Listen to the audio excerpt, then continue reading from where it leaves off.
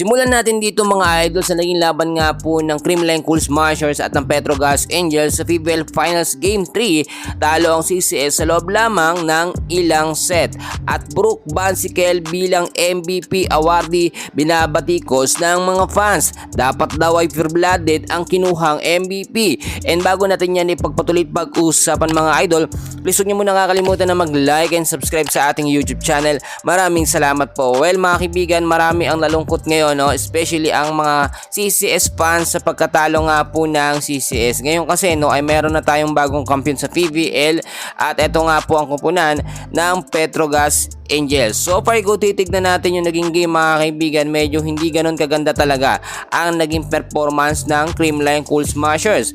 Noong mga opening set pa lamang, nakita naman natin advantage na agad. Ito nga po nga Petrogas Angels set 1, set 2 pero nakabawi ang CCS pagdating ho ng set 3. Ang sinasabi natin dito, nagsunod-sunod kasi ang mga errors ng CCS mga kaibigan, lalo na nung mga huling set, no. Hindi rin kasi natin nakita dito kung paano talaga gumawa ng maayos na rotasyon. Eto nga pong si Coach Sherman Meneses. Tignan nyo mabuti. Tots Carlos, ang daming errors pero hindi inilalabas nito nga pong si Coach Sherman Meneses.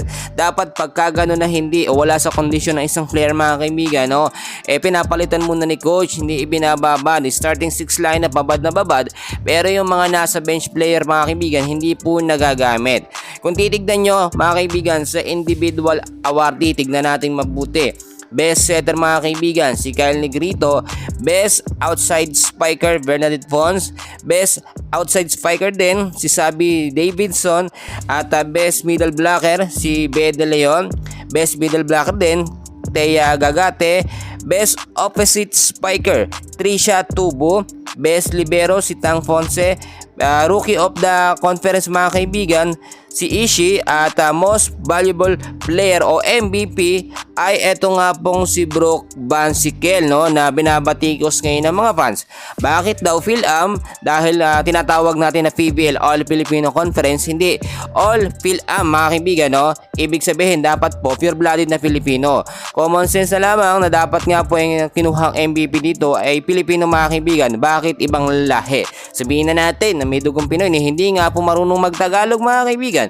Kahit konting Tagalog lang, paano natin masasabi na ito ay Pilipino kung hindi niya maiwika ang ating wikang salita? Magkagayon man mga kaibigan, natalo man ng CCS, nakuha man ng Petrogas ang kampyonado ngayong season na ito, for sure may mga pasabog ang CCS at hindi sila papayag na ganito lamang ang mangyayari.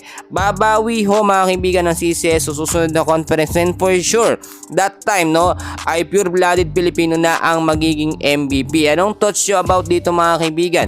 Dapat ba o tama ba ang ginawa ng PBL management, no, dito nga po sa pagkuha nila ng MVP? O tama ba sinasabi natin na PBL All Filipino Conference pero may mga import? Yan lang mga update natin. Meron pa mamaya. Please huwag nyo kakalimutan na mag-like and subscribe. Maraming salamat po.